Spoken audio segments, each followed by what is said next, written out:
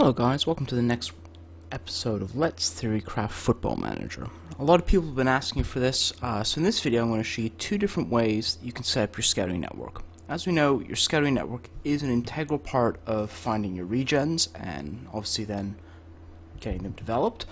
So, how do you go about it? Well, I'll show you what I have initially. I have this guy as my head scout, and normally you want to have your best scout as your head scout. His main job is to normally scout the world, and he'll also be sort of my cross-checker. So what will happen is, if there are any youth that I find that are good, then what I'll do is have him scout them for around 3 matches, just to see if there's any hidden stuff that the other guys might have missed, any weaknesses that might not have been found, and also get an idea of how they played.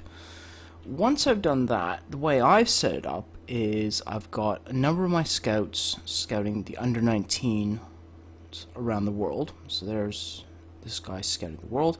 So I got Argentina, Brazil, Italy, Croatia, Germany, Holland, Spain, Romania. If I had even more, I could probably also do things like France as well.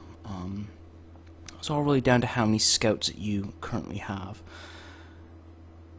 Once you've done that, then you can then start looking at the main divisions.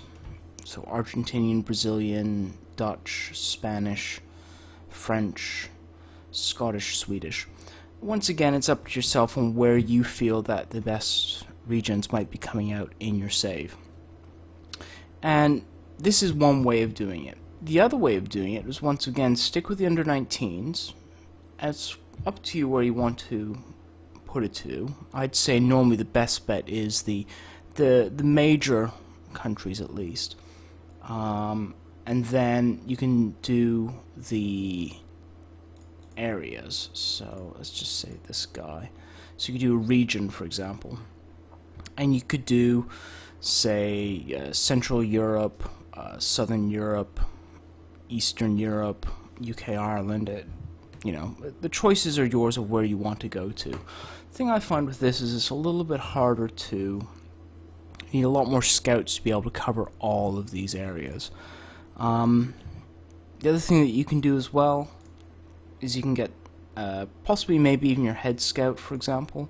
You could get him, actually I can't show you this guy, you could get him to scout competitions, for example, like say upcoming youth championships and things like that. And that's another option. So once you get that, you'll start getting your reports coming through. So if we have a look at, the nice thing about this is your aim is basically to try and cover, get as many scout reports as you can. The idea being then is, once you go to your player search, and I'm going to take off the that's off. Take that off. So when you actually go to look for recommended players, you obviously have a very big list of players to be able to look at. And what you can then do is, because the scouting report might be a bit old compared to when you're looking at it at the time, it's worthwhile having a look to see, you know, if anything has changed. Maybe have your head scout go out and just double check it, just to be sure, see if there's anything that you missed with the weaknesses and things like that, because that's the important part. You don't want to spend a lot of money, buy a player, and then go, oh, he's weak in consistency, important matches, he's injury prone, especially if you're planning on forking out a lot of money. Hope you guys have found this helpful. If you have, don't forget to like it, share it, comment, let me know what you think. I'm always open to new ideas. I still have a list of other videos that I'd like to do, but I'm always open to hear what you guys would like to see. It seems a lot of people have been very interested in my youth development and my advanced youth development. I know a lot of people have also asked for the spreadsheet as well.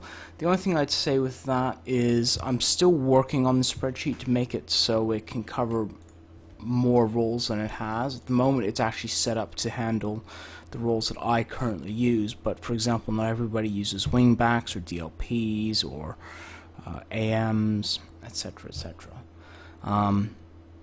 So I'm working on that. I'm probably going to have a word with Snorlax and sort of work together in getting that sorted, but I will release it at some point. Don't worry, I've heard you being interested in seeing it. So thank you once again for watching. Don't forget to tune in next time, and I will see you later.